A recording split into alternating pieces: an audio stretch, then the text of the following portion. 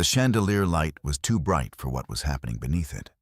At the center of the Whitmore dining table, Austin Whitmore smiled as he reduced his wife to something smaller than silence.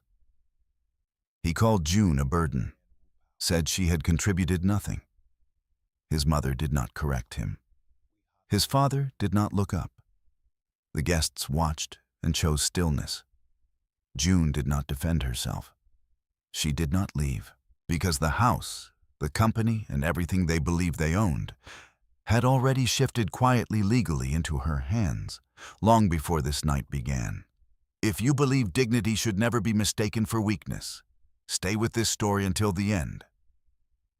Tell me where you're watching from and what time it is for you right now. And if stories like this matter to you, consider subscribing so you don't miss what comes next. In the months before that dinner, June Carter had already learned the difference between what was said out loud and what was carefully buried beneath polished surfaces. She had not always lived this way. There was a time when she believed in Austin Whitmore, with a kind of quiet certainty that did not require proof. He had seemed different when they met, less rigid than his parents, less obsessed with legacy, more willing to listen. He spoke about building something of his own, about stepping out from under the long shadow of Whitmore Manufacturing. He had said those things without hesitation, and for a while, June believed him. But belief, she would later understand, was often built on incomplete information. June did not come from the same kind of wealth that defined the Whitmore name, but she came from something far more durable. Her background was structured, precise, and grounded in systems that did not rely on perception. She had studied corporate law and financial structuring, then moved quietly into advisory work, where she specialized in distressed assets and complex ownership transfers. She was not the face of any firm. She was not the name on any building. But her work existed in the margins where control changed hands long before anyone publicly acknowledged it. That was where she was most comfortable. After the wedding, she stepped back from her professional life in ways that made sense to Austin. He assumed she was adjusting to the expectations of his family, learning their rhythms, their traditions. Eleanor Whitmore encouraged that assumption, often reminding June that in this family, presence matters more than profession. June never argued. Instead, she watched. Whitmore Manufacturing was not discussed openly at family gatherings in any meaningful way. Richard Whitmore would mention expansion plans, new partnerships, or production targets, always in confident, forward-looking language. Austin would echo those sentiments, sometimes adding his own interpretations, as if proximity to the business was the same as understanding it. But June noticed the gaps. She noticed how certain numbers were never mentioned twice, how timelines shifted subtly between conversations, how Eleanor redirected topics the moment details became too specific. There was a pattern to it. Not chaos, not incompetence. Something more controlled than that. Something managed. The first real indication came not from the family, but from outside. An email forwarded through a professional contact she had not spoken to in over a year. It was brief, formal. Attached to it was a summary of a distressed debt package tied to Whitmore Manufacturing.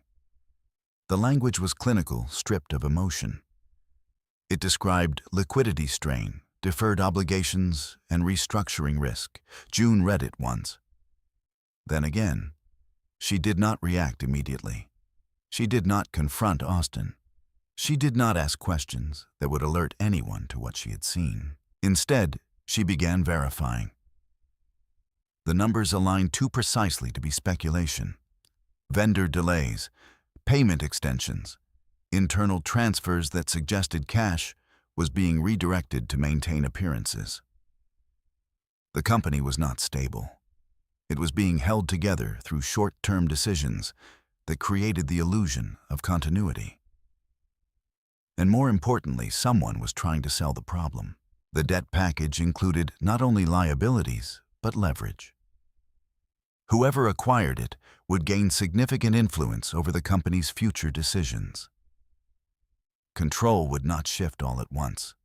It would happen through mechanisms that were entirely legal, entirely documented, and entirely invisible to anyone who did not know where to look. June knew where to look. She did not move impulsively. That was never her way. She requested additional documentation through intermediaries. She reviewed the structure of the offering.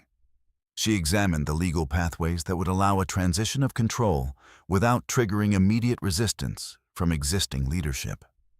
Everything was there, carefully arranged. The opportunity was not accidental. It had been created by the Whitmores themselves. Richard's decisions, whatever their original intent, had opened a door that could not be closed once the right party stepped through it, and Austin, despite his confidence, had no awareness of it. That was the part June found most revealing. Not the financial risk, not the potential loss, but the complete absence of understanding from the person who spoke most loudly about the company's future. She waited before acting. Time in situations like this was not about speed. It was about alignment.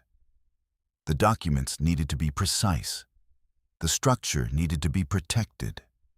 The transaction needed to be completed in a way that could not be undone through emotion or influence. When she finally moved, it was through a legal entity that did not carry her name. Her attorney, Daniel Reeves, handled the external communication. He was known for discretion more than visibility. He asked very few questions, not because he lacked curiosity, but because he understood the importance of boundaries in transactions like this. The acquisition was executed in stages. Debt first, then the attached rights, then the conversion pathways that shifted those rights into equity influence. Each step followed established legal frameworks. Each document was reviewed, signed, and archived with a kind of precision that left no room for interpretation. By the time it was complete, control had not changed in appearance.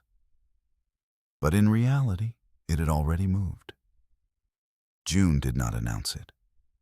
There was no reason to. Control, when properly secured, did not require immediate recognition. It existed whether others acknowledged it or not, and premature disclosure would only create resistance before the structure had fully settled. So she continued as she always had, present, quiet, observant. At home, nothing changed in ways that Austin could recognize. He still spoke about meetings he only partially understood. He still referenced strategies that had already become irrelevant. He still assumed that his position within the company was stable because it had always been that way. June listened. She asked no questions that would challenge him directly, but she noted everything. Every inconsistency, every assumption, every moment where confidence replaced knowledge. There were nights when Austin would talk about future expansions, about scaling operations, about opportunities that required capital the company no longer truly controlled. He spoke with certainty, as if repetition alone could secure outcomes. June never corrected him. Not because she doubted herself, but because correction at that stage would serve no purpose. Truth needed context, and context required timing. Instead, she focused on completing what remained unfinished. There were internal communications she needed to preserve. Email chains that confirmed awareness at the executive level. Authorization logs that revealed who had approved certain transfers. Financial records that connected decisions to consequences in ways that could not be dismissed as coincidence. She accessed what she could legally obtain. She archived what might later be questioned. She documented without altering. That distinction mattered. June did not create evidence. She protected it. There was a difference between exposing truth and manufacturing it, and she had no interest in crossing that line. By the time the second family dinner was mentioned, the structure was complete. Austin brought it up casually, as if it were an obligation rather than an event with intention. "My mother wants everyone there this time," he said one evening, not looking up from his phone. "Some of the partners might stop by. It'll be good for you to be present. Good for you." The phrase lingered in the space between them, not as an insult, but as an assumption. June nodded. She did not ask who the partners were. She did not ask why her presence mattered now when it had been dismissed before. She already understood. The dinner would not be about family. It would be about positioning, about reinforcing narratives, about maintaining the appearance of control.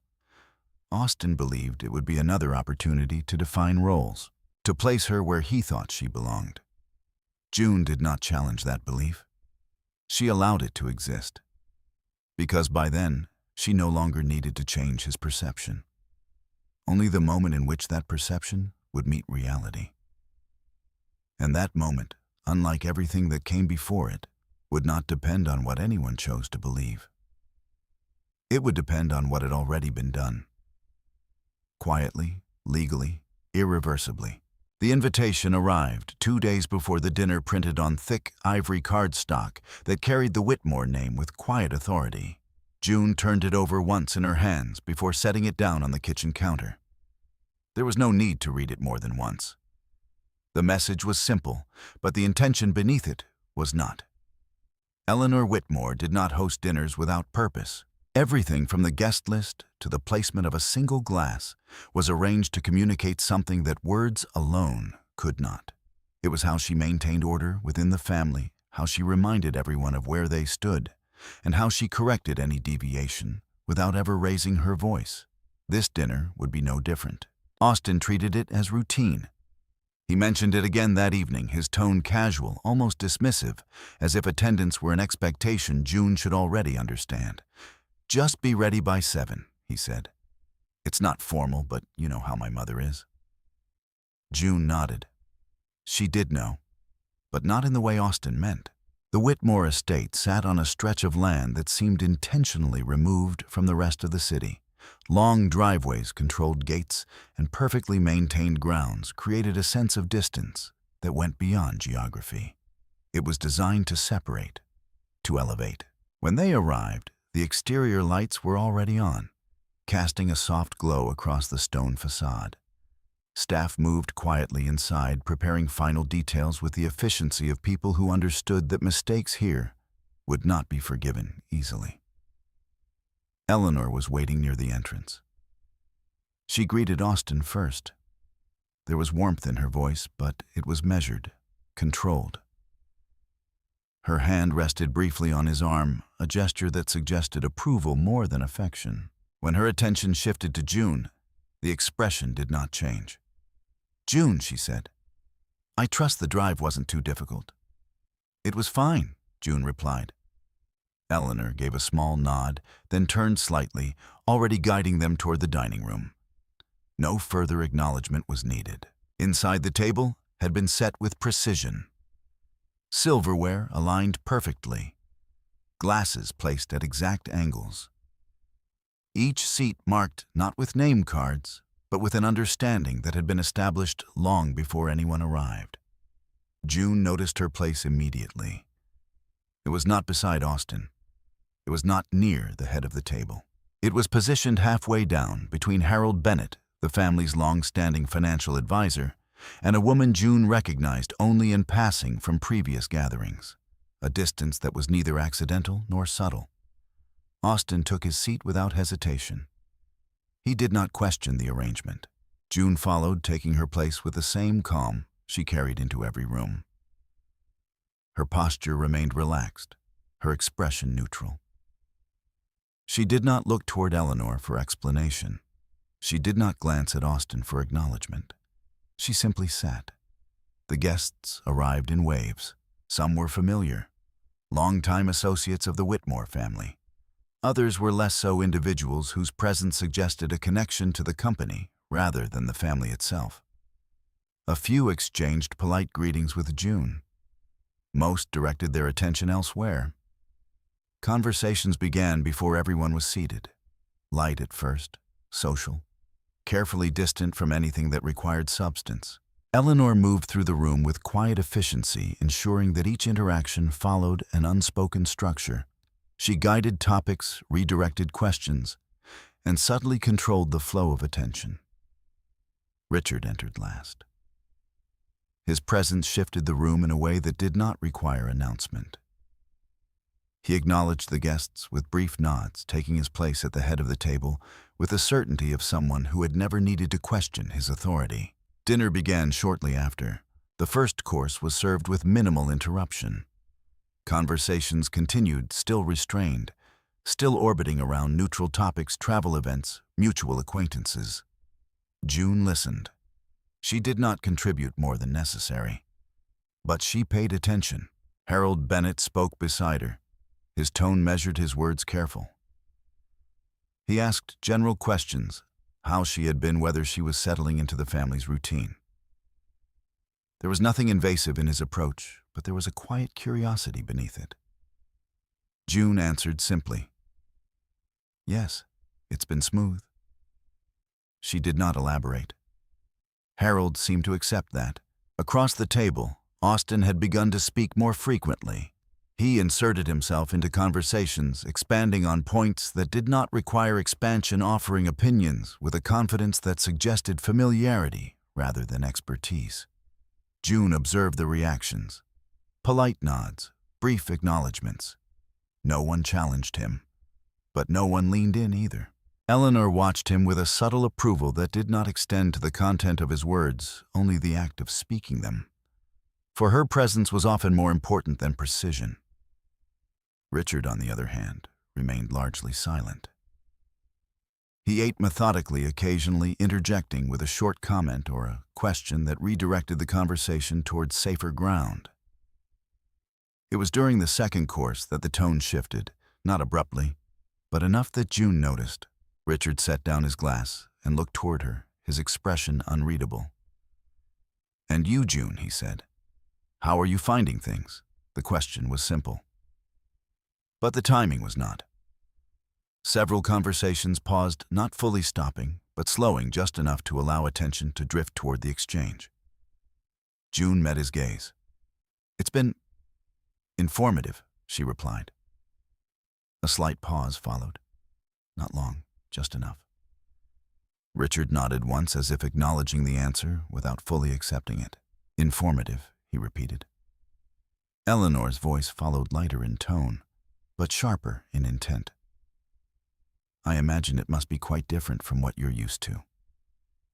There was no direct criticism in the words, but the implication was clear. June understood it. She did not resist it. "It is," she said. Another pause. This one held a different weight. Eleanor smiled faintly, then turned her attention to another guest, shifting the conversation away before it could settle too deeply on June. But the moment had already been placed. It lingered. Austin leaned back slightly in his chair. His posture relaxed, his expression carrying a hint of amusement that he did not attempt to hide. June noticed. She did not respond. Instead, she shifted her attention to the conversation unfolding further down the table.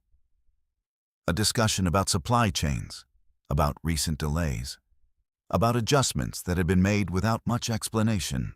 The details were subtle, but they aligned with what she already knew. Timelines that did not match projections, decisions that prioritized appearance over stability. Harold spoke again, this time addressing a broader point about financial planning. His language was careful, his tone neutral, but there was an undercurrent of caution that had not been present earlier. June listened closely. Every word added to a structure that had already been built in her mind. Across from her, Austin laughed at something that had little relevance to the conversation. The sound was louder than necessary, drawing attention that did not fully return. It was not disrespectful, but it was misplaced. June noted that as well. As the meal continued, the pattern became clearer. Eleanor guided, Richard contained, Austin filled space, and the others adjusted accordingly.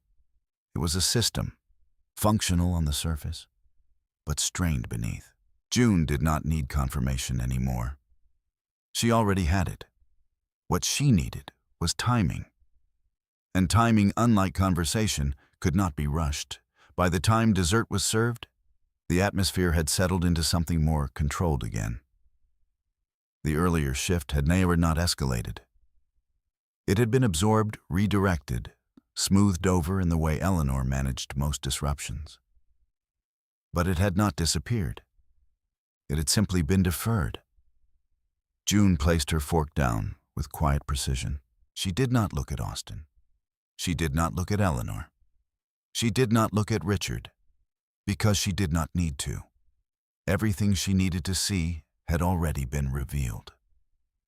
Not in what they said, but in how they chose to say it. And more importantly, in what they chose to avoid. The dinner continued. Voices filled the room. Glasses were refilled. Laughter returned in controlled intervals. But beneath it all, something had shifted. Not for them, not yet. But for June, the structure was complete. The pattern was no longer forming. It was clear, and clarity, once established, did not fade. It waited for the right moment. The shift did not arrive as a single moment. It unfolded gradually like something that had always been present, but had simply been waiting for permission to surface. By the time the plates from dessert were cleared, the room had settled into a quieter rhythm. Conversations had thinned. The guests who remained were no longer there out of obligation alone. They stayed because this part of the evening mattered more than the rest. Eleanor stood first. She did not raise her voice. She did not call for attention. But the room adjusted around her instinctively, as if years of repetition had trained everyone to recognize the subtle signal. Before we finish for the night, she said, her tone composed. I think it's important we speak openly. The words were gentle, but they carried weight. June did not move. She remained seated, her hands resting lightly against the edge of the table, her posture unchanged. She had expected this, not the exact phrasing, not the exact timing, but the intention behind it. Austin leaned forward slightly, a faint smile forming, as if he had been waiting for this part of the evening. Richard did not speak. He watched. Eleanor's gaze moved across the table, briefly acknowledging each guest before settling with deliberate calm on June. There have been adjustments within the family, she continued. And it's important that we all understand our roles clearly. A few of the guests exchanged glances, not openly, not enough to draw attention, but enough for June to notice. Roles. The word lingered. Austin exhaled softly, almost amused, then placed his glass down with a quiet click. I think what my mother is trying to say, he added, his voice carrying easily across the table, is that some people misunderstand where they fit into things. The statement drew a small, restrained laugh from one end of the table. Not everyone joined. June did not look toward the sound. She kept her gaze steady, not on Austin, not on Eleanor, but somewhere just beyond them, as if the room itself were the subject of her attention rather than the individuals within it. Eleanor allowed the moment to settle before continuing. There's a difference, she said, between being part of a family and being responsible for it. Her tone remained even, measured, but the distinction was clear. June felt the weight of the words as they were intended to be felt, not as an attack, as a placement. Austin turned his head slightly, finally directing his attention toward her. You've been quiet, he said, which is fine, but silence doesn't create value. There was no immediate response, no interruption. The room held still, waiting not for June to speak, but to see whether she would. She did not. Austin's smile sharpened just enough to register. You don't really understand what goes into keeping everything running, he continued. The decisions, the pressure, the responsibility, it's not something you can just observe and figure out. Across the table, Harold Bennett shifted slightly in his seat. It was a small movement, but it did not go unnoticed. Eleanor stepped in again, her voice smoothing over the edges of Austin's tone without contradicting it. June has always had A different perspective, she said. And we respect that. But this family, this company has a structure. It has expectations. Expectations. Another word carefully chosen. June let it pass. She reached for her glass, not out of necessity, but to create a natural pause in the moment. The movement was unhurried, precise. She took a small sip, then placed the glass back down, exactly where it had been. Still, she said nothing. Austin leaned back in his chair again, his confidence returning as the silence stretched. "You've never really contributed to any of this," he said more directly now. "Not the company, not the decisions. You're here because of me." There it was, not implied, stated. A few of the guests looked down at their plates. Others remained still, their expressions neutral, carefully distant. Richard's eyes flickered once briefly toward Austin, then back to June. He did not intervene. Eleanor's expression did not change. June registered all of it. The alignment, the silence, the permission. Austin continued, his tone steady, assured by the absence of resistance. "I'm not saying that to be harsh," he added, though nothing in his delivery softened the statement. "It's just reality. Reality." June let the words settle, then pass.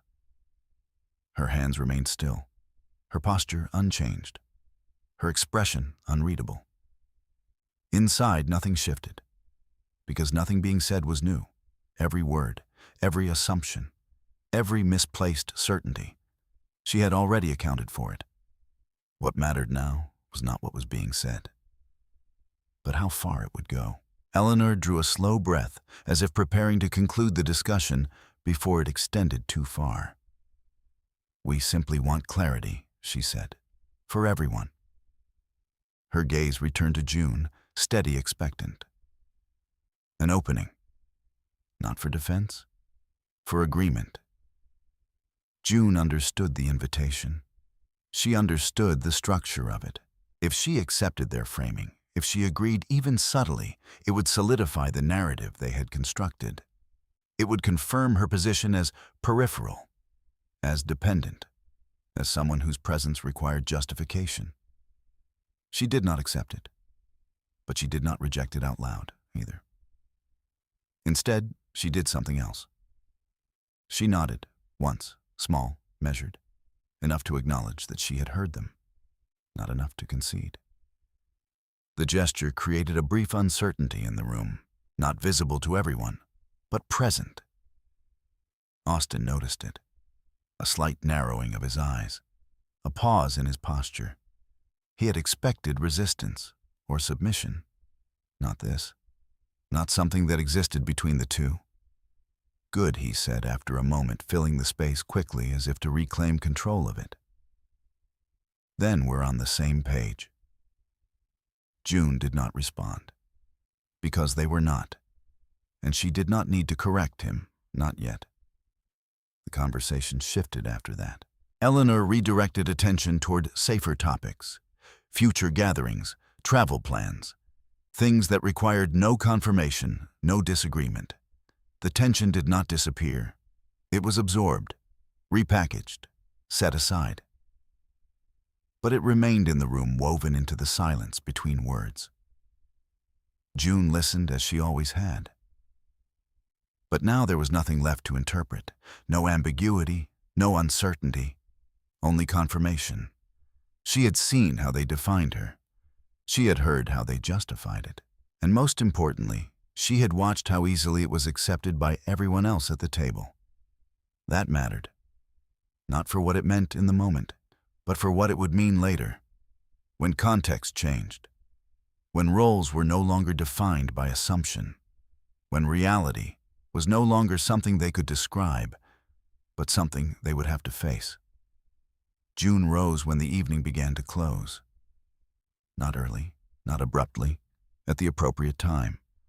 She thanked Eleanor, acknowledged Richard, did not look at Austin. The departure was as controlled as her arrival. No emotion displayed, no statement made, But something had shifted. Not in the room, not yet, but within the structure that held it together. And unlike the conversation that had just taken place, that shift did not rely on perception. It relied on fact. And facts once placed in the right order did not need to be argued. They only needed to be revealed. The drive back from the Whitmore estate was quiet. Not the kind of silence that followed an argument. Not the kind that carried tension waiting to break. This silence was thinner than that. It did not press against the space between them. It simply existed unchallenged. Austin drove with one hand on the wheel, the other resting loosely near the console. His expression had settled into something casual again, as if the evening had resolved exactly as he intended. The faint trace of satisfaction had not entirely left his face. June sat beside him, her gaze directed forward, not at the road, not at him, but somewhere in between. She did not replay the conversation. There was nothing to analyze anymore. The structure had already been confirmed. What mattered now existed outside that car, beyond the house they were returning to, beyond the family that believed they still controlled the terms of everything around them. Whitmore Manufacturing. That was where the real conversation had always been. And unlike the dinner table, it did not rely on tone or implication. It relied on numbers, on records, on decisions that left traces whether anyone intended them to or not. June had spent weeks reviewing those traces, not in a single stretch, but in quiet intervals. Early mornings before Austin woke. Evenings when he was out with friends or occupied with calls he did not fully understand. Moments that allowed her to work without interruption, without observation. She never rushed. Speed created errors. And errors in matters like this created vulnerabilities. The first layer had been straightforward. Debt. Whitmore Manufacturing had accumulated obligations that no longer aligned with its visible operations. Vendor payments delayed beyond reasonable cycles. Short-term loans extended repeatedly without resolution. Lines of credit stretched to maintain surface-level stability. It was not unusual for companies under pressure. But what followed was, the second layer revealed movement that did not correspond to business necessity. Internal transfers, funds redirected between accounts without clear justification. Amounts that taken individually might have appeared insignificant, but together formed a pattern that was difficult to ignore. June mapped those movements carefully, date by date, account by account. She did not assume intent. She documented sequence. That distinction mattered, because intent could be argued. Sequence could not. There were points where the transfers aligned with personal expenditures, properties, travel, payments that did not originate from personal accounts, but from structures tied to the company. Richard Whitmore's name appeared frequently in authorization logs. Not directly in every transaction, but close enough. Enough to establish connection. June did not react to that discovery. She noted it, stored it, moved forward. The third layer was the most revealing. Communication. Emails that had not been meant for external review. Conversations between executives that assumed privacy. June accessed what she could legally obtain through the acquisition process. As controls shifted incrementally, so did her visibility into internal systems. Not completely, not immediately, but enough. What she found confirmed what the financial data suggested. Awareness, Richard knew, not everything. But enough to understand that the company was not stable. There were discussions about delaying disclosures, about managing perception, about maintaining confidence long enough to correct the course. Austin's name appeared less often. When it did, it was usually in secondary threads. Updates, summaries, information filtered down rather than built up. He was present, but not central. That more than anything defined his position. June closed her laptop that night after the dinner without lingering on the screen. She had already reviewed those files before. What changed now was not the information. It was the context. At the table they had spoken about roles, about contribution, about understanding. The words carried weight only because they were believed. But belief did not alter structure. And the structure, as June now held it, was no longer aligned with those beliefs. The following morning, she contacted Daniel Reeves. The call was brief, efficient, no unnecessary language. "I want confirmation," she said. "Final structure, current position." Daniel did not hesitate. "It's complete," he replied. "All filings are secured. Transfer pathways are locked in. There's no exposure on your side." June paused just long enough to consider the phrasing. "No exposure," she repeated. "None that can be challenged," Daniel clarified. "Not legally." That distinction mattered. Emotion could still surface. Resistance could still happen. But neither would alter the outcome. "Good," June said. There was a moment of silence on the line. Then Daniel added, "Are you planning to disclose?" June did not answer immediately. Disclosure was not a single action. It was a sequence, a controlled release of information that ensured clarity could not be disrupted once it began. "Not yet," she said. Daniel seemed to expect that.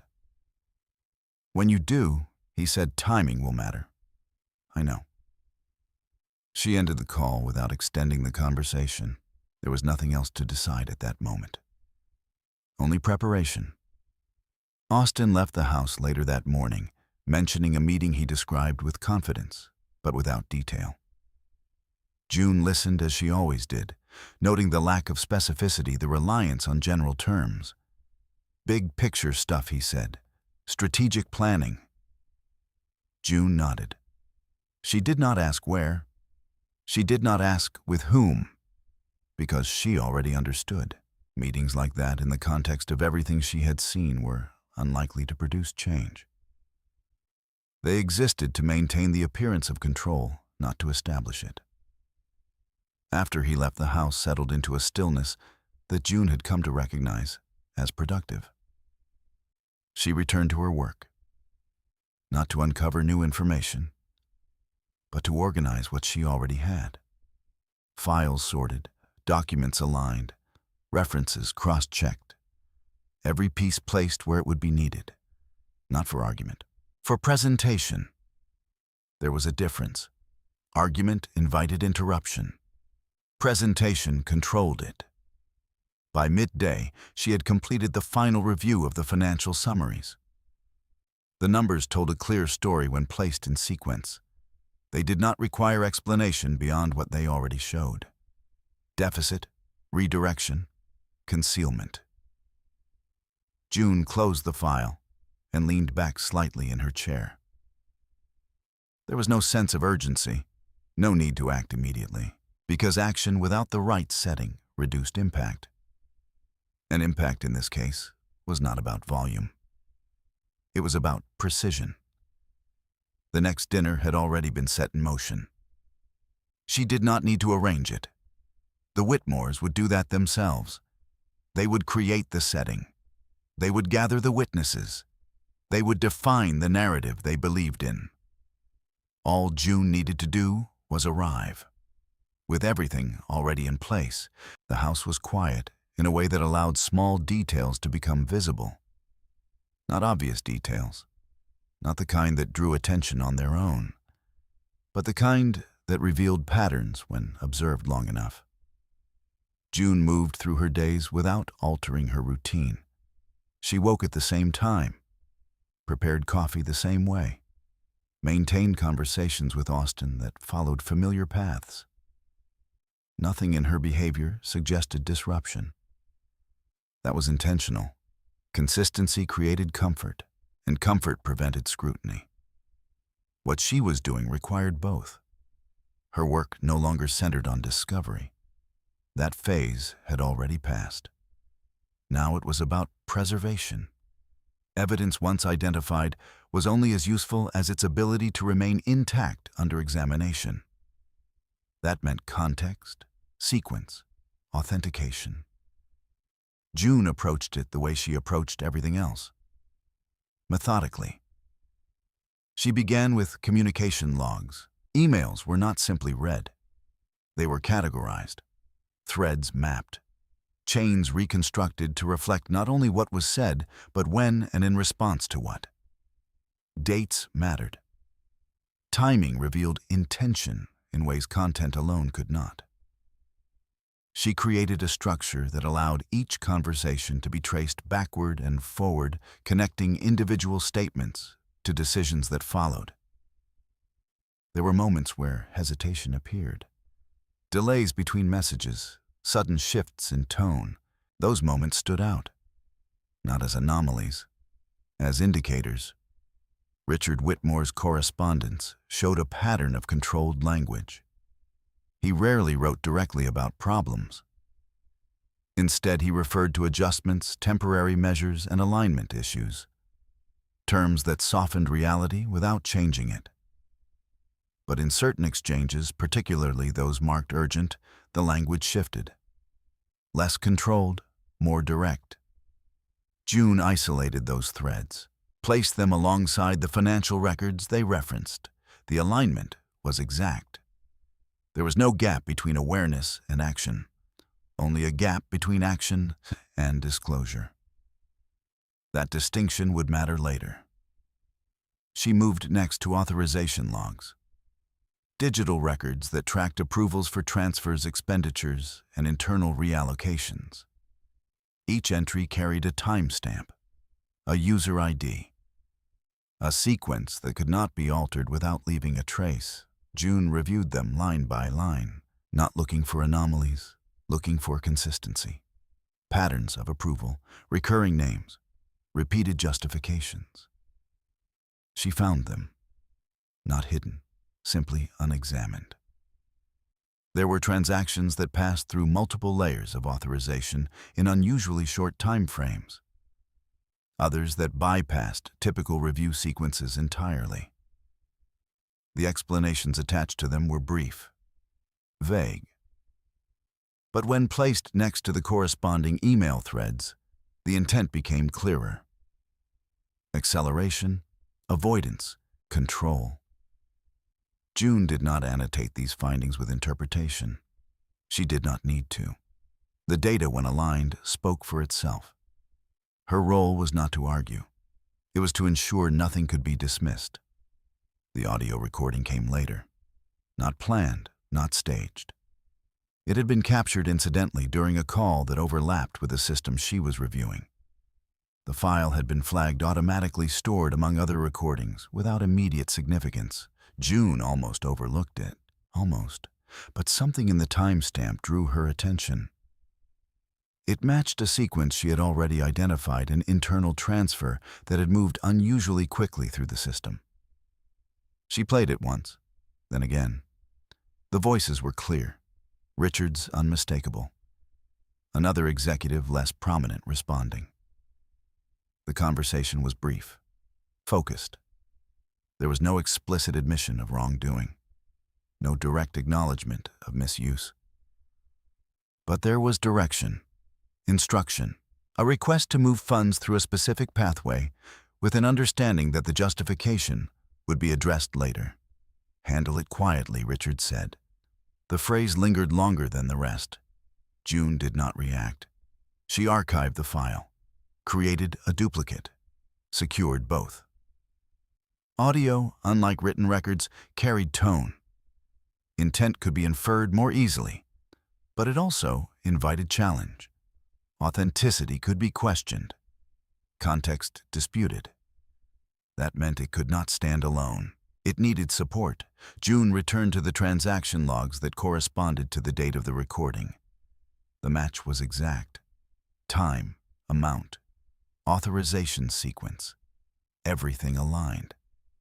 She added the audio to the structure she was building, not as the centerpiece, as reinforcement. By the end of the week, the system was complete. not in the sense that no more information could be added, but in the sense that nothing essential was missing. Every piece connected, every sequence held. There were no gaps large enough to allow reinterpretation. That was the standard she worked toward. Not perfection, integrity. Austin remained unaware. He continued as he always had, moving through his days with a confidence that did not depend on verification. He spoke about upcoming meetings, potential expansions conversations, with people whose roles he described in broad terms. June listened. She did not challenge. There was no benefit in doing so. He was not part of the structure she was preparing. Not in the way that mattered. His position within the company existed in parallel to the reality June now held. That parallel would not continue indefinitely, but for now it remained intact. One evening, he mentioned the next family dinner. "Mother's planning something bigger this time," he said. "More people. Some of the board might be there." June looked up briefly, not with surprise, with acknowledgement. "That makes sense," she said. Austin nodded as if confirming his own importance within the plan. "It's a good opportunity," he added, "to clear things up." Clear things up. June recognized the phrasing, not as resolution, as reinforcement. They believed there was confusion, that roles had not been properly defined, that perception needed correction. They would attempt to do that again, in a larger setting, with more witnesses. June did not object. She did not ask what he intended to say, because what he intended no longer held relevance. What mattered was what could be proven. She returned to her work after the conversation ended, not to add, but to review. One more time. Every file opened, every sequence checked, every connection verified. The process was not about doubt. It was about certainty. Certainty that would not shift under pressure.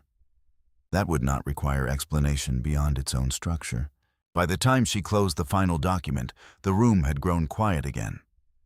The kind of quiet that did not invite interruption. June sat for a moment without moving, not reflecting, not anticipating, simply allowing the structure to exist as it was. Complete, ready. The next step would not require effort, only presence. And presence, when aligned with preparation, did not need to be forceful. It only needed to be exact. The shift in Austin did not happen overnight. It developed in small increments, each one subtle enough to dismiss on its own, but together forming a pattern June could not ignore. At first, it was tone. A slight impatience in the way he spoke when June did not respond quickly enough. A sharper edge in casual conversations that once carried ease. The change was not dramatic, not enough to draw attention from anyone outside the house. But June noticed. She always did. Then it became expectation. He began to reference things as if they were already decided. Plans that included her without consultation. Assumptions about what she would agree to, what she would accept, what she would sign. That last part mattered. The documents appeared one evening without introduction. They were placed on the dining table, aligned neatly as if their presentation alone justified their presence. Austin did not sit immediately. He stood near the table, one hand resting lightly against the back of a chair, watching June as she entered the room. "We need to go over something," he said. His tone was controlled, not aggressive, but firm. June stepped closer, her gaze moving briefly to the papers, before returning to him. "What is it?" she asked. "Just standard adjustments," he replied. "Nothing complicated." She did not reach for the documents yet. Adjustments to what? Austin exhaled, a faint trace of irritation passing through the motion. "Financial positioning," he said. "Some restructuring. It's better if everything is aligned." Aligned. The word carried a familiar weight. June nodded once, then pulled out the chair and sat. She drew the documents toward her, not hurriedly, not cautiously, but with the same measured precision she applied to everything else. The first page confirmed what she expected. Transfer of liability, not ownership, not control, responsibility. The language was structured to appear balanced, but the distribution was not. Risk shifted toward her. Protection remained with them. Inside, June turned the page, then another. She did not react. Austin watched her waiting. "It's routine," he added after a moment. "We just need to make sure everything is covered." Covered. Another word that suggested completeness without offering clarity. June closed the folder gently. "I won't sign this," she said. There was no hesitation in her voice, no uncertainty, just a statement. Austin's expression changed not immediately, but in stages. First surprise, then confusion, then something closer to frustration. "You haven't even asked questions," he said. "I've read enough," June replied. "That's not how this works," he said, his tone tightening slightly. "You don't just decide without understanding the full context." June met his gaze. "I understand the context," she said. The silence that followed was different from the ones before. It was not passive. It carried resistance. Austin straightened his posture, shifting as if adjusting to a conversation he had not anticipated. "This is about responsibility," he said. "About being part of something. You can't just opt out when it matters." June did not look away. "I'm not opting out," she said. "I'm declining to accept terms that aren't equitable." The word hung in the air. Equitable, precise. Austin let out a short breath, the restraint in his demeanor beginning to thin. "You're overcomplicating this," he said. "It's paperwork. It doesn't change anything." June remained still. "It changes who carries the risk," she said. Austin's jaw tightened.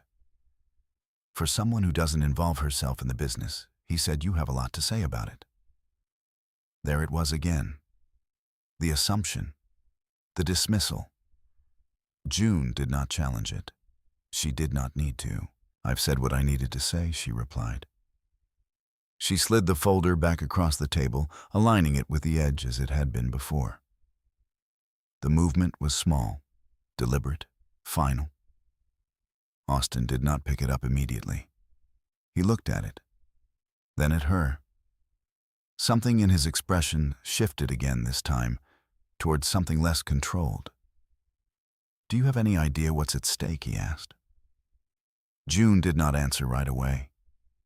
Not because she lacked an answer, but because the question itself revealed more than his tone.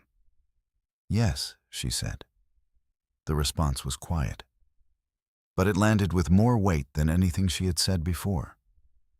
Austin searched her face as if expecting to find uncertainty there. He did not. "What is that supposed to mean?" he pressed. June stood, not abruptly, not in reaction, just a change in position. "It means I won't sign," she said. She turned slightly, preparing to leave the table. Austin's voice followed sharper now. "This isn't optional, June." She paused, only briefly, then looked back at him. "It is for me," she said. There was no anger in her voice, no defiance, only certainty. She left the room without waiting for a response. Behind her, the silence settled again. But it was no longer neutral. It carried the weight of something unresolved. In the days that followed, Austin's behavior shifted further. The patience he had once maintained began to erode. Conversations became shorter, less controlled. He did not mention the documents again immediately, but the expectation remained. June continued as she always had, consistent, measured, unchanged. That consistency created contrast, and contrast created discomfort. Austin began to seek validation elsewhere. Dinners with friends, conversations that allowed him to reaffirm his position without resistance. June was aware of it, not through observation alone, but through absence. the absence of effort, the absence of engagement. It did not concern her, because none of it altered what had already been set in motion. One evening, he mentioned the upcoming family dinner again. "This one will be different," he said. June looked up from where she sat, her expression calm. "How?" she asked. "More people," he said. "Important people. It's time to clarify things. Clarify." The word echoed Eleanor's from before. June nodded slightly. "I understand," she said. Austin seemed to take that as agreement, as acceptance. He did not question it. He did not look deeper, because he still believed the structure remained in his control. June returned her attention to what she had been doing. Not dismissing him, not disengaging, simply continuing. The documents on the table had been a test, not of her understanding, of her compliance.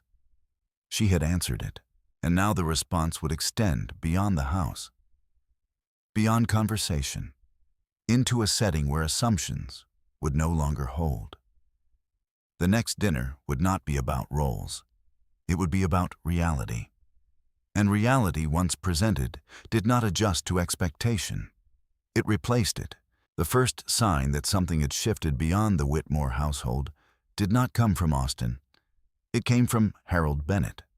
June had not expected it. Harold had always been careful in his positioning. He had served the Whitmore family for years, long enough to understand the boundaries of his role. He advised, he calculated, he preserved. He did not interfere. But people who spent enough time inside a system eventually learned to recognize when it was no longer stable. The call came late in the afternoon. June answered without hesitation. "Miss Carter," Harold said, his voice measured as always. "I hope I'm not calling at an inconvenient time."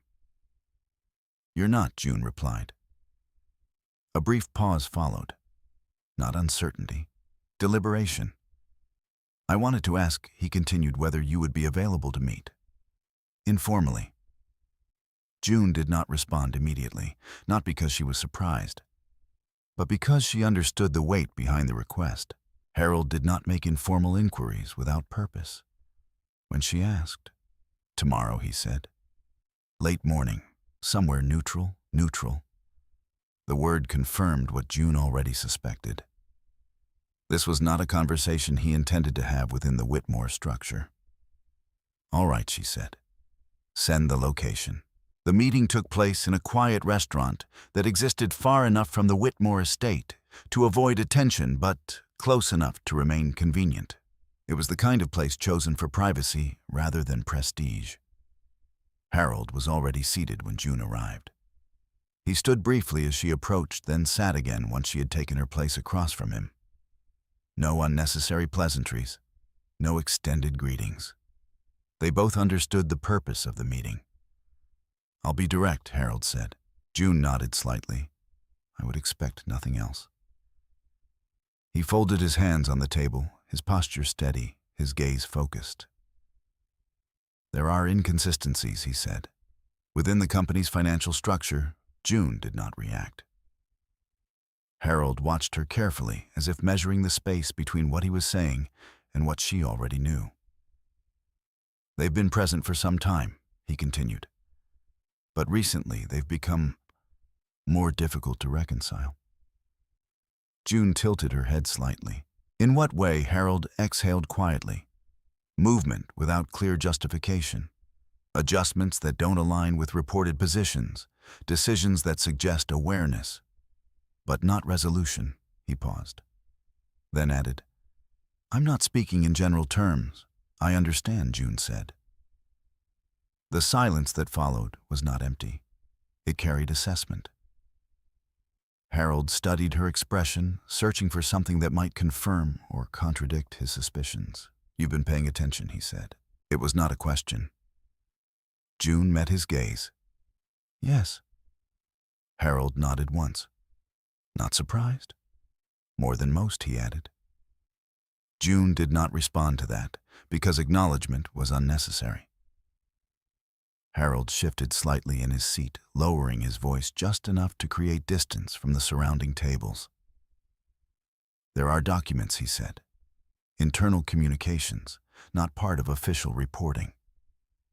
June's eyes remained steady. What kind of documents? Emails, he replied. Discussions that indicate prior knowledge of the company's position. Decisions to delay disclosure, to manage perception. June let the words settle, then asked, "And you have access to these?" Harold hesitated, only briefly. "Limited," he said. "Not directly, but enough to confirm they exist." June leaned back slightly in her chair, not withdrawing, creating space. "And why are you telling me this?" she asked. The question was direct, necessary. Harold did not answer immediately. He looked down for a moment, then back at her. "Because you're not reacting the way someone in your position typically would," he said. June's expression did not change. "And what position is that?" she asked. Harold held her gaze. "Uninformed," he said. The word was chosen carefully, not insulting, descriptive. June let it pass. "And you believe I'm not?" she said. "Yes." There was no hesitation in his answer. June studied him for a moment, not evaluating his words, evaluating his intent. "You've been with the Whitmores a long time," she said. "I have. And you've chosen to speak to me instead of them." Harold did not look away. "They already know what they've done," he said. The statement settled between them. Simple, irreversible. June reached for the glass of water in front of her, taking a small sip before setting it back down. The movement gave her just enough time to consider the next step. "I need to see what you've seen," she said. Harold nodded. "I expected that." He reached into his briefcase, removing a slim folder.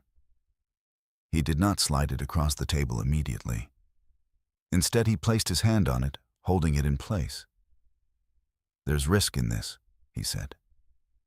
June looked at the folder, then back at him. "I'm aware." Harold studied her for a moment longer, then released the folder, sliding it toward her. June opened it without hesitation. Inside were printed email exchanges, short threads, fragments of larger conversations, but enough. Enough to confirm sequence, enough to establish awareness, enough to connect decisions that had previously existed as isolated points. She read through them once, then again. Her expression did not shift, but something settled. Not surprise, confirmation. She closed the folder gently. "Thank you," she said. Harold nodded. "There's more," he added. "Not here. But this is representative." June placed her hand lightly on the folder. "Why now?" she asked. Harold exhaled slowly. "Because the situation is accelerating," he said. "And because the next meeting," he stopped himself. Not out of caution, out of recognition. June finished the thought for him. "The dinner," she said. Harold gave a small nod. "It won't just be social," he said. "I know." Another pause. Then Harold leaned back slightly, his posture easing just enough to signal that the core of the conversation had passed. "You're preparing for something," he said. Again, not a question. June did not confirm it directly, but she did not deny it. "I'm ensuring clarity," she said. Harold allowed a faint, almost imperceptible shift in expression. Not approval, understanding. "That would be advisable," he said. June gathered the folder, aligning the pages carefully before closing it again. "I'll return this," she said. "No need," Harold replied. "Consider it insurance." June nodded once. The meeting ended without further elaboration. No agreements, no promises, only alignment.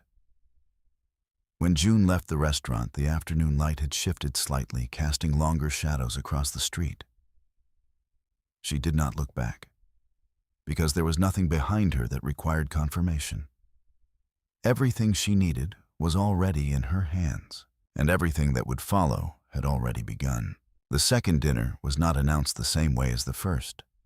There was no formal invitation, no printed card, no careful wording to soften its intent. Instead, it came through Austin in fragments mentioned in passing over the course of several days, as if repetition alone would normalize what it actually represented. "They're bringing in a few people this time," he said one morning, scanning his phone as he spoke. "Board level, nothing you need to worry about." June did not respond immediately, not because she was uncertain, but because the phrasing mattered. Nothing you need to worry about. It implied distance, irrelevance, a boundary that had already been drawn without her consent. "I see," she said. Austin glanced up briefly as if expecting more. When none came, he returned his attention to the screen. "It'll be good to have everything clarified," he added. The word again, clarified, used often enough to suggest intent, but never defined. June nodded once. She did not ask who would be attending. She already had a sense of it. Harold's conversation had confirmed what the Whitmores had not stated directly. This dinner would not be private. It would not be contained. It would be observed, which meant it would matter. The evening arrived without complication. June dressed simply, not understated in a way that suggested absence, but in a way that avoided distraction. Neutral tones, clean lines, nothing that drew attention away from presence itself, Austin noticed. "You're not going to wear something more formal?" he asked, adjusting his cufflinks in the mirror. "This is appropriate," June replied. He hesitated as if considering whether to push the point, then let it go. The drive was shorter this time, not because of distance, because Austin spoke less. Whatever confidence he carried was now focused directed toward the evening ahead. His posture held a kind of anticipation, not tension, but something close to performance. June recognized it, not as preparation, as expectation. The Whitmore estate appeared unchanged, lights steady, staff in place, the same controlled environment that had defined every gathering before. But inside, the difference was immediate. More people, not just family, not just familiar associates. There were individuals June had not seen before, some she recognized by reputation alone. Members of the extended board, external advisors, individuals whose presence suggested that whatever would be said tonight was meant to extend beyond the room. Eleanor greeted them as she always did, composed, measured. Her attention moved quickly from Austin to June, her expression unchanged from the previous dinner. "June," she said, "I'm glad you could join us." The phrasing was deliberate. "Join us," as if presence required invitation. June inclined her head slightly. Of course. No more, no less. Richard stood further inside, engaged in conversation with two men June did not recognize immediately. His posture remained firm, his tone controlled, but there was something beneath it now, a restraint that had not been necessary before. He acknowledged Austin with a nod, June with a glance, then returned to his conversation. The room was already active when they entered, voices layered, conversations overlapping, not chaotic, structured, but broader, less contained. June moved through it without hesitation. She did not linger at the edges. She did not seek out attention. She allowed the room to settle around her, just as she had before. But this time, she was not observing to understand. She was observing to confirm. Harold was present. He stood near the far side of the room, speaking quietly with another man. When his gaze lifted and met June's, the acknowledgement was brief. Intentional, nothing more. Daniel Reeves was not physically there. But June knew that did not matter. Presence in his case did not require location. The table was set differently, larger, extended to accommodate the additional guests. But the structure remained. Richard at the head, Eleanor to his side. Austin positioned where he could be seen. June's place was again set apart. Not isolated, but not central. A continuation of the narrative they had already established. She took her seat without comment. The dinner began with the same controlled progression. Courses served, conversations initiated, topics introduced and redirected. But the undercurrent was different. There was less effort to conceal, more intention to position. Austin spoke early, more than before. He addressed the group broadly, referencing ongoing initiatives, future plans projections that carried confidence but lacked detail. The new guests listened. Some nodded, others remained still. June watched their reactions closely, not their expressions, their timing. Who responded quickly, who delayed, who did not respond at all. Patterns emerged, not yet conclusions, but enough to map alignment. Eleanor guided the conversation where necessary, reinforcing certain points, softening others, ensuring that nothing strayed too far from the narrative she intended to maintain. Richard spoke less.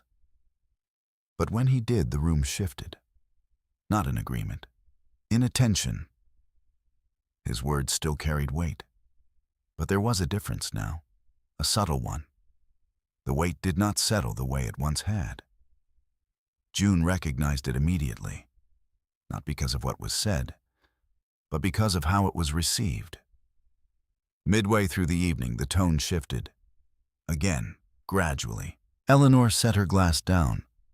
The sound was soft, but it drew attention. Before we continue, she said, her voice calm. I think it's important we address a few internal matters. The phrasing was broader this time, less directed, but the intent was the same. Clarity, positioning, control. Austin leaned forward slightly, his expression composed, prepared. June remained still. Her hands rested lightly on the table, her posture unchanged. But inside, the structure had already aligned. Every document, every sequence, every piece of evidence, placed, ready. Eleanor's gaze moved across the table, acknowledging the presence of the additional guests. We've experienced some misunderstandings, she continued, regarding roles, responsibilities, contributions. The words echoed the previous dinner, but now they were amplified, witnessed. Austin spoke next, confident, measured, rehearsed. It's important, he said, that everyone understands who is actively involved in maintaining the company's direction and who is not. The statement landed more heavily this time, because it was no longer contained within family. It extended outward. June did not look at him. She did not interrupt. She allowed the words to settle, to be heard, to be accepted, because acceptance would matter later, when the structure shifted, when those same witnesses would need to reconcile what they had just heard with what they were about to see. Eleanor's attention returned to June, not sharply, but deliberately. An invitation or a challenge. It did not matter which. June met her gaze, calm, unmoved. There was no tension in her posture, no visible resistance, only presence. And in that presence, something began to change. Not visibly, not yet, but within the room, within the assumptions that had carried through the evening. They had spoken. They had defined. They had positioned. Now there was nothing left for them to establish, which meant the next step no longer belonged to them. It belonged to June. And she did not move. Not immediately, because timing, as always, mattered more than action. The room held its shape a moment longer. Eleanor's last words settled into the quiet like a final layer of polish, as if everything that mattered had already been said. Austin sat with a composure that suggested completion. His gaze moving briefly across the table, measuring reactions he believed he had secured. No one interrupted. No one challenged. and that, more than anything, gave him confidence. June remained still. Her hands rested lightly against the table. Fingers relaxed, not tense, not withdrawn. Her expression did not shift, but something within the room began to recalibrate. Not visibly, not in a way that could be named, but in the subtle way attention adjusts before it understands why. Eleanor reached for her glass again. A signal that the conversation could move forward, that the matter, as they had defined it, was settled. "This is not your company." She did not raise her voice when she said it. She did not need to. The sentence carried the authority of repetition of years spent reinforcing a structure no one in the room had reason to question. It landed with precision. Austin exhaled quietly, almost satisfied. A few guests shifted in their seats, not in discomfort but in acknowledgement. The line had been drawn clearly now. Whatever ambiguity had existed before had been removed. June let the silence extend, not long enough to disrupt, just long enough to exist on its own. Then she moved. The action was small. She reached beside her chair and lifted a slim folder, placing it on the table in front of her with the same measured care she had applied to everything else that evening. The sound was soft, but it redirected attention. Not abruptly, gradually. Austin noticed first. His gaze dropped to the folder, then lifted back to June, a flicker of confusion passing through his expression. Eleanor did not speak. Richard's eyes narrowed slightly, not in reaction, but in focus. June did not look at any of them immediately. She opened the folder, not hurriedly, not cautiously, with the calm precision of someone who had already rehearsed every movement without ever needing to. Inside, the documents were arranged in sequence. Clean, aligned, exact. She turned the first page outward, positioning it so that it faced the table, not angled toward herself, not concealed, but placed where it could be seen. "This is the current debt structure of Whitmore Manufacturing," she said. Her voice was even, clear. It did not rise. It did not press. It existed. The words did not match the tone of the evening that had come before. They did not carry accusation. They carried fact. Austin let out a short breath, a quiet sound of disbelief rather than interruption. "What is this?" he asked. June did not look at him. "Documentation," she replied. Eleanor's gaze moved to the page. Only briefly, then back to June. "That's not necessary," she said, her tone controlled, but tighter now. "This is not the setting for, it's the only setting where clarity matters," June said. The interruption was not sharp, but it was complete. It did not invite continuation. Eleanor paused. Not out of uncertainty, out of recalculation. June turned the next page. "Outstanding obligations," she continued. "Vendor delays, internal transfers." Her finger rested lightly against the margin of the document, not pointing, not emphasizing, but anchoring the information to something visible. Richard leaned forward slightly. Just enough. His eyes moved across the page, reading without speaking. June continued. "These figures align with the last 3 reporting periods," she said. "They also align with the internal adjustments made to maintain liquidity." The room was no longer neutral. It had not erupted, but it had shifted. The quiet now held weight. Austin straightened in his chair. "This isn't relevant," he said. "We're not discussing internal operations here." June turned another page. "Then we should be," she replied. She did not raise her voice. She did not challenge his tone. She replaced it. Eleanor's hand tightened slightly around her glass. "June," she said more directly, "now you're overstepping." The word was expected. June did not react to it. Instead, she reached into the folder again and removed a second document, placing it beside the first. "This is the acquisition record," she said. The sentence was simple, but it altered the structure of the conversation entirely. Austin frowned. Acquisition of what he asked? June finally looked at him, not sharply, not with emphasis, just long enough to establish that he was now part of the exchange, not outside of it. The debt, she said. The word settled, not immediately understood, but present. Eleanor's expression did not change, but something behind it did. A recognition, not of the full implication, but of its direction. That's not possible, Austin said. June did not respond to the statement. Instead, she turned the document slightly, aligning it more clearly with the line of sight across the table. Executed through a third-party entity, she said. Completed in stages, fully documented. Richard's gaze moved between the two pages. His silence was no longer passive. It was engaged. June continued before anyone else could fill the space. The associated rights transferred with the debt, she said, including influence over operational decisions and conversion pathways.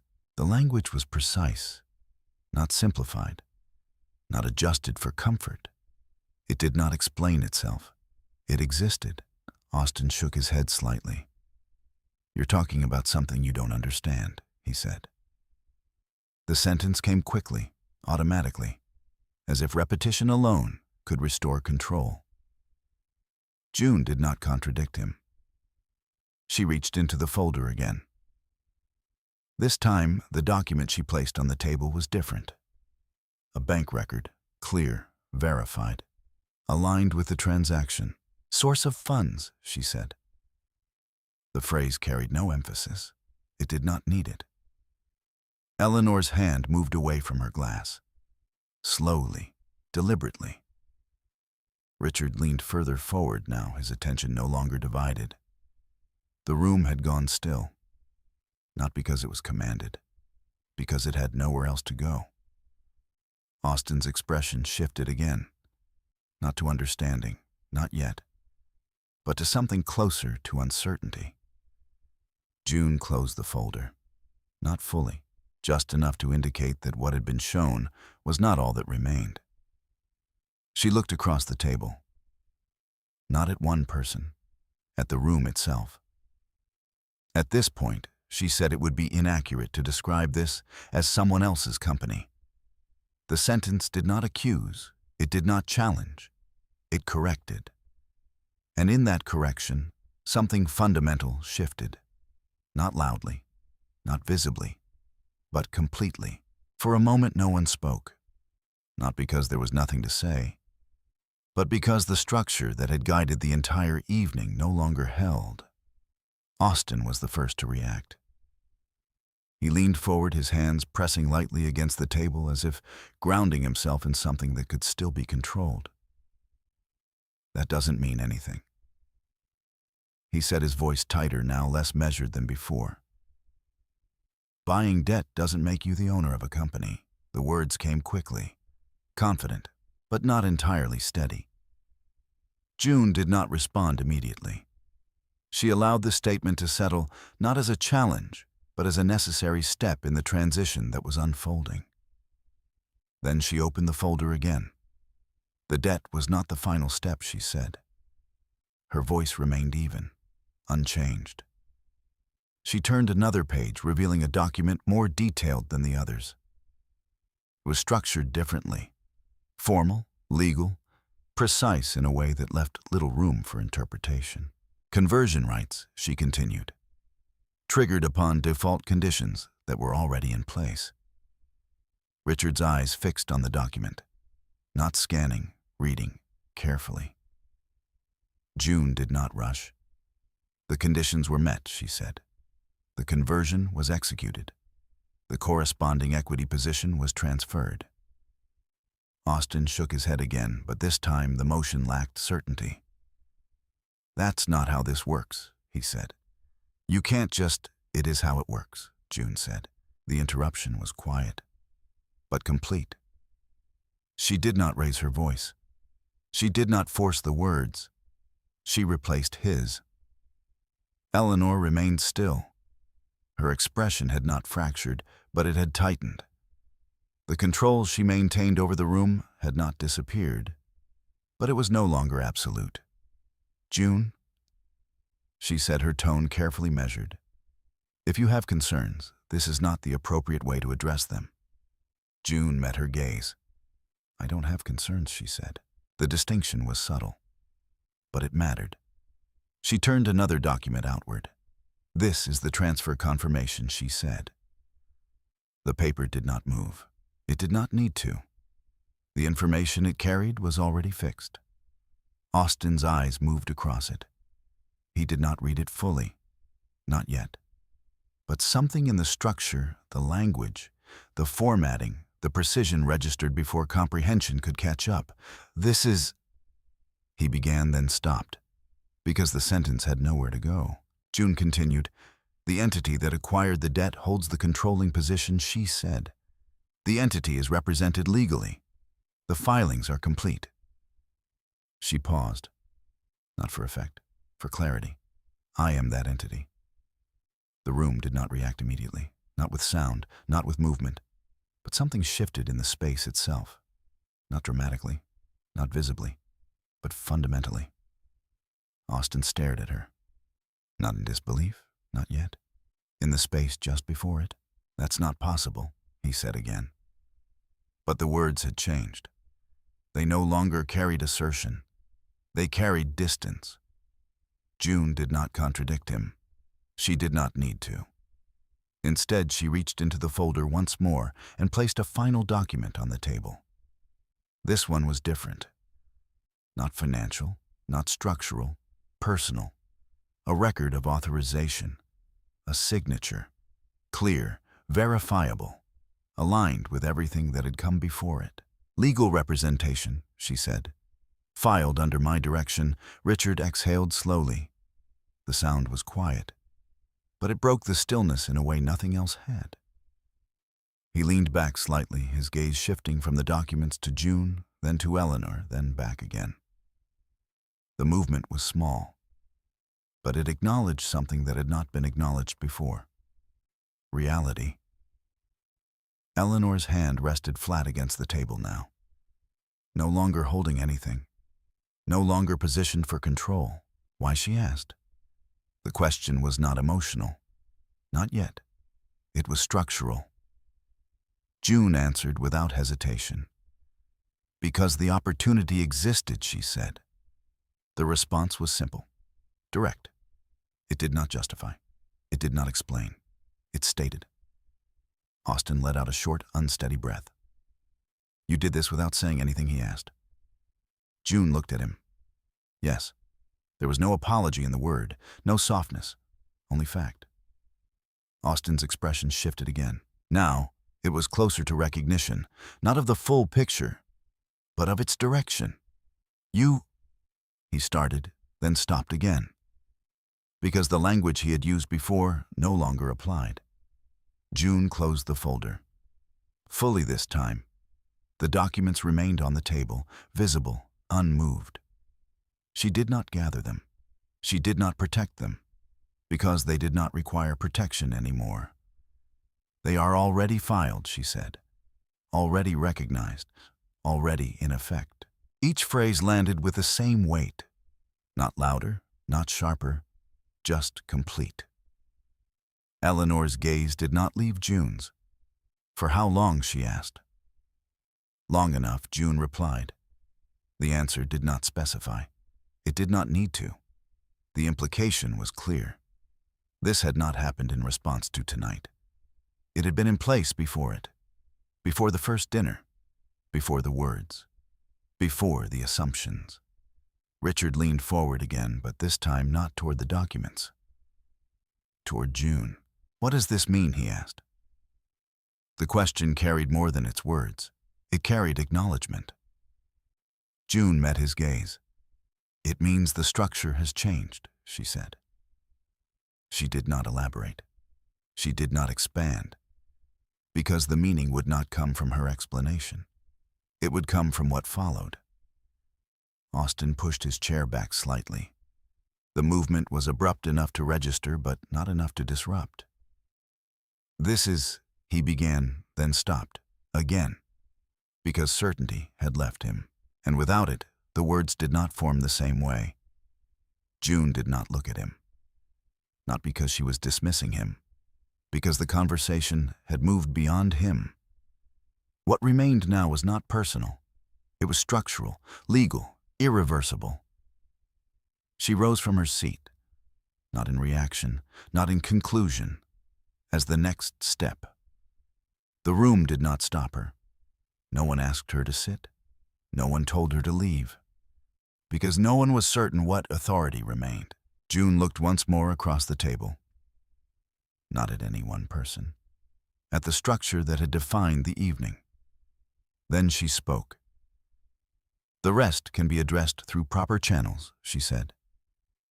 The sentence closed nothing, but it redirected everything. And in that redirection, the balance that had once been assumed, never questioned, had already begun to collapse.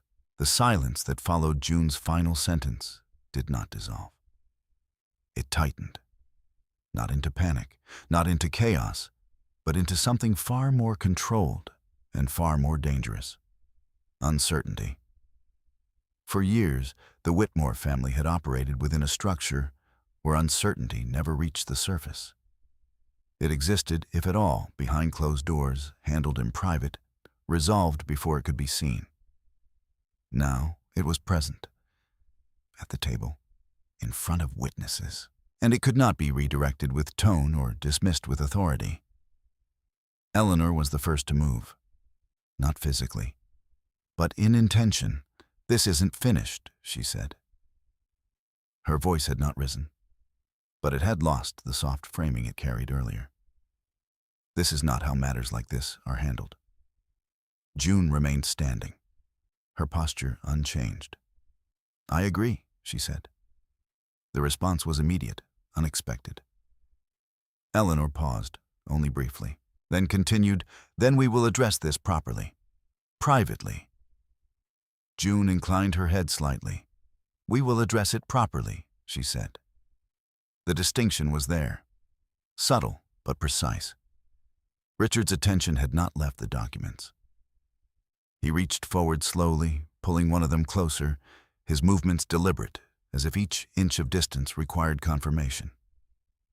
He read, not scanning, not reacting, reading. Across the table, Austin had not moved, not fully. He remained seated, his posture rigid, now his gaze fixed somewhere between the papers and June, as if neither position offered enough clarity to anchor him. "This doesn't change anything tonight," he said. The statement was directed outward, not at June, at the room, at the witnesses, at the narrative he was still trying to hold in place. June did not respond to him. She reached into her bag and removed her phone. The motion was simple, unremarkable, but it redirected attention again, not sharply, gradually. She placed the phone on the table, screen facing upward, inactive. For a moment it remained that way. Then she touched it. Once. The screen illuminated. A file opened. Audio. The sound was low at first, almost indistinct. Then it sharpened. Richard's voice. Clear, unmistakable. "Move it through the secondary account. We'll justify it later." The words filled the space, not loudly, but completely. No one spoke over them. No one interrupted, because there was no space to do so. The recording was brief. It ended without conclusion, without explanation. But it did not need one. June let the silence return, not as it had been before, but heavier, more defined. Eleanor's expression changed, not dramatically, but enough. Control required context, and context had just been removed. "Where did you get that?" she asked. The question was direct, no longer framed. June met her gaze. "From the system," she said. The answer carried no elaboration. It did not need to. Richard's hand tightened slightly against the paper he held. "This is incomplete," he said. The words came slower now, measured, deliberate. as are most internal records when viewed in isolation. June nodded once. "They are," she said. She reached into the folder again, removed another document, placed it beside the others, which is why they are not being presented in isolation. The document was different. A log, time-stamped, aligned with the recording. The connection was immediate, not explained. Seen. Richard's gaze moved between the two, then back again. The sequence was no longer fragmented. It was whole. Austin stood, abruptly this time. The chair shifted behind him with a sharp, contained sound. "This is manipulation," he said. The certainty in his voice had returned, but it was thinner now, less grounded. June did not look at him. She did not acknowledge the statement, because it did not alter the structure. Eleanor spoke again. "This is not admissible in any formal proceeding," she said. The shift in language was immediate, from family to legal. June inclined her head slightly. "Correct," she said. The agreement landed differently than contradiction would have. Eleanor paused, then continued. "Then there is no reason to present it here." "There is," June said. Her voice did not change, but the room did. She picked up her phone. The screen shifted. A call interface appeared. Already connected. A brief delay, then a voice. Clear, professional, Daniel Reeves. The introduction required no elaboration. Eleanor's gaze sharpened. Austin's posture stilled. Richard did not move. June did not raise the phone. She did not need to. The speaker carried. "Counsel," June said. The word was simple, precise. "I believe this would be an appropriate moment to confirm the next steps." There was no hesitation on the other end. "Understood," Daniel replied. His tone was measured, controlled. "The documentation has been filed. The controlling position is recognized. Based on the material reviewed, we will be initiating a formal audit process and issuing notices to relevant parties." The words settled into the room with a weight that did not require emphasis. Formal, audit, notices. They were not threats. They were procedures. Austin's hands moved slightly as if searching for something to hold. "This is unnecessary," he said. But the words did not reach Daniel. They remained in the room, contained. Eleanor's voice followed sharper now. "You're escalating this without cause." June looked at her. "For the record," she said, not to Eleanor, but to the call, "the cause has been documented." Daniel responded immediately. "Understood." Richard set the document down. Slowly, deliberately, not as rejection, as acknowledgement. "What are the implications?" he asked.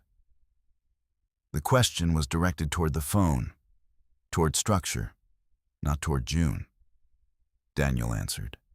"Immediate review of financial activity, temporary restriction of certain authorizations, preservation of records.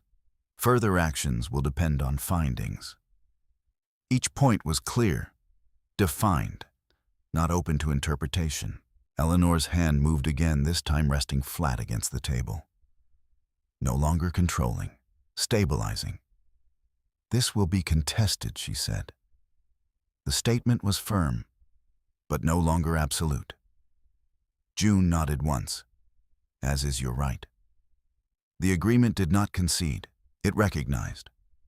And in that recognition, it removed the need for argument.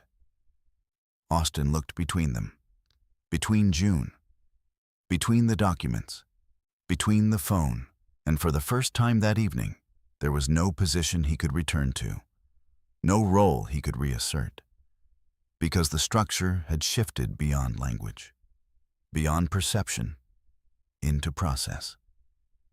June ended the call. The screen dimmed. The room remained. But it was no longer the same, because now everything that followed would not be determined by who spoke, but by what had already been set in motion. The room did not erupt. It unraveled. Not in noise, not in raised voices or visible collapse, But in the quiet, precise way, a structure fails when its foundation is no longer there. Conversations did not resume. No one reached for their glass.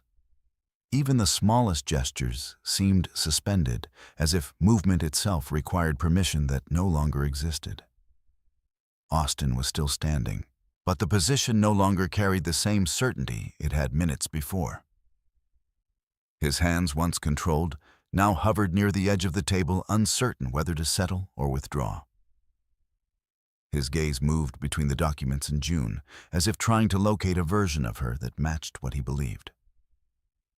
He could not find it. "This isn't final," he said. The words were not directed at anyone in particular, not at June, not at his parents. They were directed at the space itself, as if repetition could stabilize something that had already shifted. June did not respond.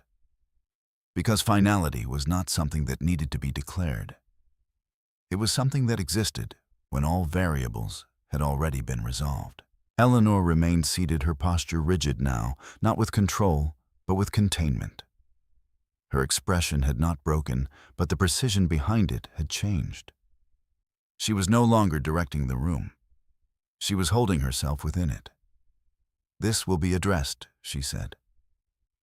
Her voice was quieter than before, measured differently, not shaping the conversation, following it. Richard had not moved since placing the document down. His attention remained fixed, not on June, not on Austin, but on the space between the pages and the table, as if the reality they represented required time to settle into something he could process. Austin turned to June again, more directly this time. "You did all of this without telling me," he said. The statement was no longer accusation. It was recognition. June met his gaze. Yes. There was no pause, no explanation, just confirmation. Austin exhaled, the sound uneven now. "You could have said something," he continued. "You could have—" He stopped, because the sentence required a version of the past that no longer aligned with the present. June did not fill the silence for him. She allowed it to remain, because what he was searching for was not an answer. It was a way to undo what had already been done. And that no longer existed. "I was your wife," he said. The words carried more weight than anything he had said before. Not in volume, in intent. June held his gaze. "You were my husband," she replied. The distinction was not emphasized, but it was clear. Austin's expression shifted again. This time, there was no attempt to control it. No effort to maintain position. Only the beginning of something else. Understanding. Not complete, not yet, but present. "This isn't about the company," he said. It sounded like a realization, not an argument. June did not answer immediately. She watched him for a moment, as if measuring the distance between what he was saying and what he was beginning to see. It never was, she said. The room absorbed the statement without reaction, because the meaning was not meant for them. It was meant for him. Austin's hands dropped to his sides. The tension that had held his posture in place loosened slightly, not in surrender, but in the absence of something to resist. "You let it happen," he said. The words were quieter now, directed inward as much as outward. June did not correct him. She did not defend herself. Because what he described was not entirely inaccurate. She had allowed the structure to reveal itself. She had allowed the words to be spoken. She had allowed the roles to be defined. Not because she agreed with them, but because they needed to exist in their full form before they could be dismantled. "I listened," she said. The response was simple, but it carried the weight of everything that had come before. Austin closed his eyes briefly, not long. Just enough to break the directness of the moment. When he opened them again, something had shifted. Not in his position, in his understanding of it. "I didn't know," he said. The statement was not defensive. It was factual. June nodded once. "I know." There was no accusation in the acknowledgement, no attempt to assign blame, only recognition. Austin let out a slow breath. "What happens now?" he asked. The question was different from the ones before. It did not challenge. It did not resist. It sought. June considered it for a moment, not because she needed to decide, but because the answer required precision. "The company will proceed through a review," she said. "The structure will be evaluated. Decisions will be made based on what's documented." She paused, then added, "Separately, we will address our situation." Austin looked at her, not confused, not yet resolved, but aware. "You mean yes," June said. She did not wait for him to finish, because the conclusion did not require elaboration. The room remained still. Eleanor did not intervene. Richard did not speak. For the first time that evening, the conversation no longer belonged to them. It had moved beyond the family, beyond the structure they had maintained, into something that did not respond to authority, only to fact. Austin nodded slowly, not in agreement, in acceptance, a beginning of it. "I understand," he said. The words were quiet, but they held. June did not respond, because understanding, like everything else that night, would need time to settle into something more permanent. She reached for the folder, not to hide it, not to remove it, but to gather what remained.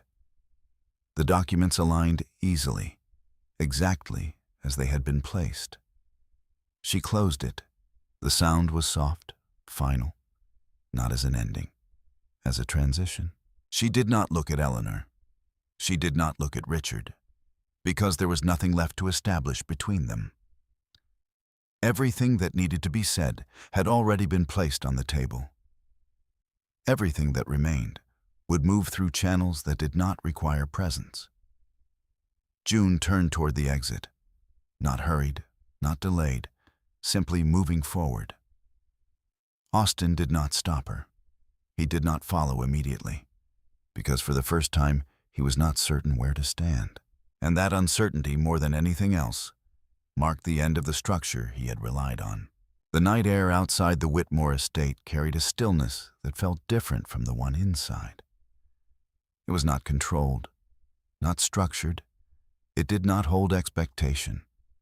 It simply existed. June stepped beyond the front doors without hesitation. The gravel path beneath her feet shifted softly with each step, the sound quiet contained, as if even the ground understood the need for restraint. Behind her, the house remained lit, unchanged. From a distance, nothing about it suggested that anything within had shifted at all. But June did not look back. She had no reason to. The structure she had left behind was no longer hers to observe. It would move through its own processes now, legal, financial, procedural. Each step defined by documentation rather than perception. The car was waiting. The driver, accustomed to silence, opened the door without question. June entered, settling into the seat with the same composure she had carried through the evening. "Home?" he asked. June paused, only briefly. Then she said, "No." The answer came without hesitation. "Take me to the office." The driver nodded. The car moved. Inside, the silence returned. But this time, it was different. Not neutral, not empty. It held completion, not of everything, but of what had been necessary. June did not take out her phone immediately. She did not review messages. She did not revisit the conversation. There was nothing left in it that required her attention. Instead, she allowed the moment to pass without interruption. Not as reflection, as transition. By the time the car reached the building, the city had settled into its late rhythm. Lights remained on in certain offices scattered across the skyline, each one suggesting work that had not yet concluded. June entered without announcement. The reception area was quiet, the staff minimal at that hour. She moved through the space with familiarity, her steps steady, her pace unchanged. Inside her office, the environment was exactly as she had left it. Orderly, precise, unaffected. She placed the folder on the desk, not at the center, slightly to the side, within reach. Then she sat. The chair adjusted beneath her weight with a soft, almost imperceptible sound. Only then did she reach for her phone. The screen illuminated. Several messages, some expected. Daniel Reeves. A short confirmation. Proceeding as discussed. Notices will be issued in the morning. June read it once, then set the phone down. No reply was necessary. The process had already begun. The rest would follow. She opened her laptop, not to search, not to discover, but to act. The files she had prepared over the past weeks were already organized. Each document placed within a structure that allowed for immediate transition into formal review. She selected the first set, audit initiation, forwarded it. No hesitation, no delay. The second, employee protection measures, internal stabilization, ensuring that what followed would not extend beyond those responsible. That mattered, not because it softened the outcome, but because it defined it. June worked steadily, not quickly, not slowly, each action precise, each decision aligned with what had already been established. There was no improvisation, only execution. Hours passed without interruption. The city outside shifted again, the quiet deepening as fewer lights remained. June did not notice, or if she did not respond to it. Time in this moment was not measured by hours. It was measured by completion. When she finally closed the last file, the system held, not fragile, not temporary, stable. She leaned back slightly, allowing the stillness of the room to settle around her. For the first time since the dinner, there was space. Not for thought, for recognition, not of victory, of resolution. The door opened softly. Daniel Reeves entered without announcement, his presence expected, but not required. "You moved quickly," he said. June glanced up. "Everything was prepared," she replied. Daniel nodded. His gaze moved briefly across the desk, noting the absence of disorder, the alignment of everything in its place. "They'll respond," he said. "Of course." There was no concern in her voice, only acknowledgement. Daniel hesitated for a moment, then added, "And personally, the question was careful, not intrusive, but necessary." June held his gaze. "That will proceed separately," she said. Daniel inclined his head slightly. Understood. There was nothing more to discuss. He turned to leave, then paused. "If you need anything, I don't," June said. Not dismissive, certain. Daniel nodded once, then exited. The door closed behind him with the same quiet precision it had opened. June remained seated, the room unchanged, the work complete. For now. She stood after a moment, not out of urgency, out of completion. The folder remained on the desk. She did not take it. It no longer needed to be carried. Everything within it had already been placed where it belonged. June moved toward the window. The city stretched beyond it, distant, structured in its own way, each light representing something ongoing, something unresolved, something still in motion. She watched it, not searching, not reflecting, simply present. Then she turned away, collected her coat, and left. Not with hesitation, not with finality, but with the quiet certainty of someone who understood that what mattered had already been done, and that what remained would follow its own course. Morning did not arrive with clarity. It arrived with process. By the time the first official notices were delivered, the Whitmore name had already begun to shift, not publicly, not in a way that could be measured in headlines or statements, but within the structures that mattered. Internal systems updated, access points adjusted, authorizations restricted. The changes did not announce themselves. They appeared as quiet barriers, requests that no longer moved forward, decisions that no longer held. For those inside the company, the difference was immediate. Not in explanation, in effect. June did not attend the initial review meeting. She did not need to. Her presence had already been established where it mattered. Instead, she received the summaries, condensed, precise. Daniel Reeves handled communication, filtering what was necessary from what was not. The findings, even in early stages, aligned exactly with what June had documented. Deferred liabilities, unreported adjustments, authorization patterns that could not be justified under standard review. Nothing new, only confirmed. Richard Whitmore remained within the process. He did not withdraw. He did not resist in visible ways. He participated, answered questions, provided documentation.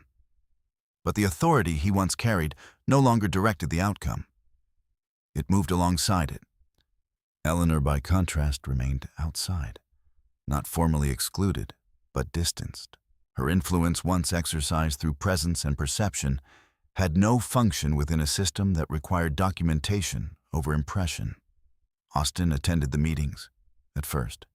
He spoke less than before, listened more, but not with the same certainty he had once held, because certainty required position, and position required structure. Both had shifted. June received a message from him 3 days after the dinner. It was brief. "Can we talk?" She read it once, then set the phone down, not ignoring it, not dismissing it, allowing it to exist without immediate response. That evening, she agreed. They met in a neutral space, not the house, not the office, a place without association. Austin arrived first. He stood when she approached, a reflex that remained even as other habits had begun to fade. They sat. The silence between them was different now. Not strained, not distant, simply unfilled. "I didn't understand," he said. The words came without introduction, without defense. June listened. "I thought I did," he continued. "I thought I knew what was happening, what mattered." He paused, not searching for words, allowing them. "I didn't," he said. June did not interrupt. There was nothing in the statement that required correction.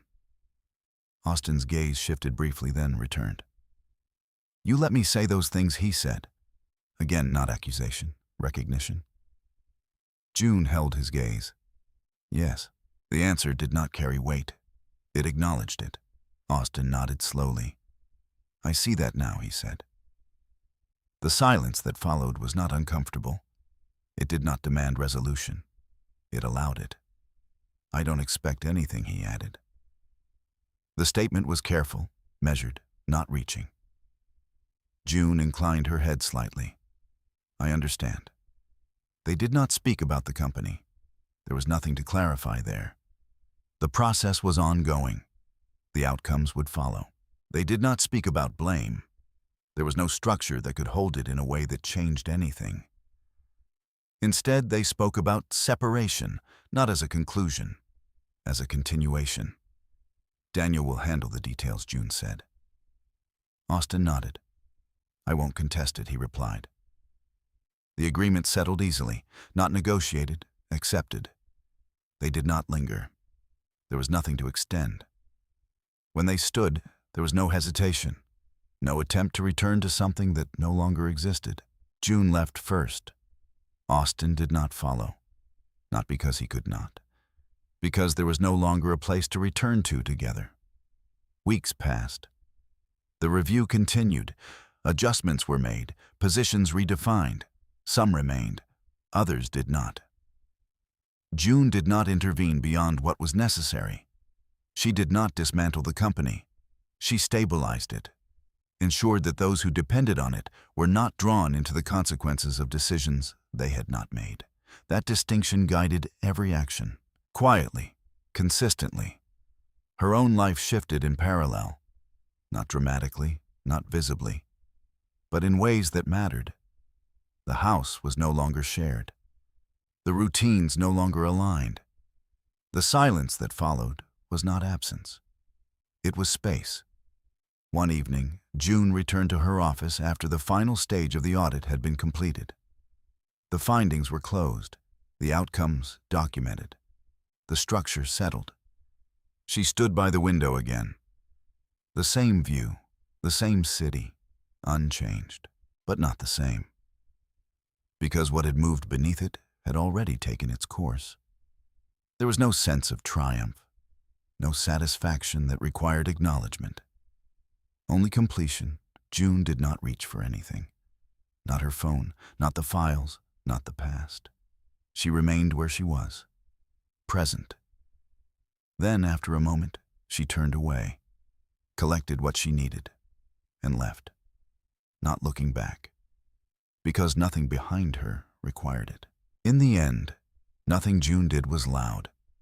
There were no raised voices that defined the outcome, no dramatic declarations that forced the world to notice. What changed her life, and the lives around her, moved through quieter channels. Documents, decisions, timing, the kind of things that rarely draw attention until it is too late to reverse them. There is a certain kind of strength that does not argue. It does not interrupt. It does not need to be seen in order to exist. It listens. It observes. It waits until truth no longer needs support, only presence. June never asked to be believed. She never asked for validation. She allowed others to define her, to underestimate her, to speak without consequence until consequence arrived on its own terms. And when it did, she did not raise her voice to meet it. She simply stood where the truth already was. If you've stayed with this story until the end, you already understand something many people don't. Silence is not always weakness. Sometimes it is preparation.